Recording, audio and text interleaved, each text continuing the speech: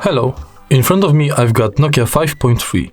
Today I'll show you how to hide your notch. Firstly, make sure to download this application. Then open,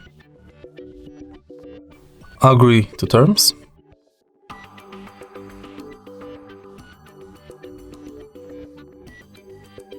and hide notch.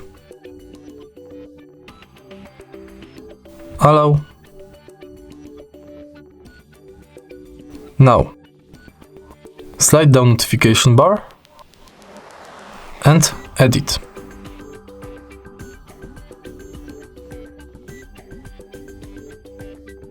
Tap on hide notch and put it in main screen. Then we can click it. And now our notch is hidden. If you find this video helpful, please leave like, comment and subscribe.